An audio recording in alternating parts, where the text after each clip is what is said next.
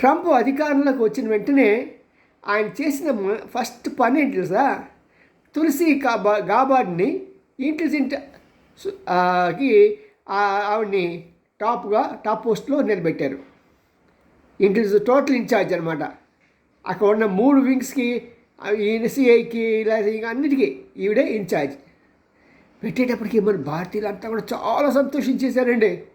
ఆహా, అమెరికా ట్రంపే వాళ్ళ intelligence top ఇన్ఛార్జిగా మన ఇండియన్ అమ్మాయిని పెట్టారు కదా.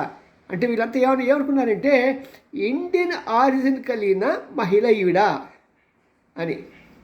దాంతో రకరకాల కథనాలు, ఓహో ఆవిడ మనకి అది చేస్తుంది ఇది చేస్తుంది. ఎందుకంటే మనకి అంతసేపు అడుగుతూనే బుద్ధి కదా, ఏదో ఒకటి ఇస్తారు, ఏదో ఒకటి చేస్తారు, మనకి అది చేస్తారు ఇది చేస్తారు అని అంటూ ఉంటారు.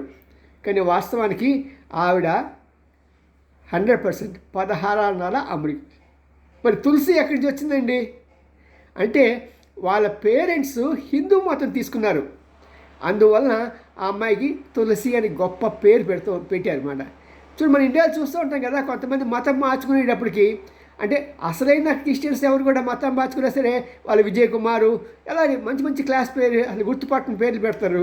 అదే హిందూ మతం నుంచి వచ్చారనుకోండి, వాడి పేరు శామ్యులు, జోసఫు ఇలాంటి పేర్లు పెడతారు. వెంటనే వీడు క్రిస్టియన్ రా అని అనుకోవడానికి. ఎందుకంటే మన భారతదేశంలో క్రిస్టియానిటీ ఉందనుకోండి, అది ఎక్కువగా ఎస్సీ వర్గానికి చెందినది కాబట్టి ఎప్పుడైతే నేను జోసఫ్, శామ్యూల్ ఇలా పేరు పెట్టి పిలిచానుకోండి, అప్పుడు అతనికి చాలా డీగ్రేడ్గా చూస్తూ ఉంటారు. వాళ్ళు మాత్రం విజయ్, ప్రసాద్ అలాంటి అంటే ఎవరు గుర్తుపాటుని పేర్లు పెట్టుకుంటూ ఉంటారు.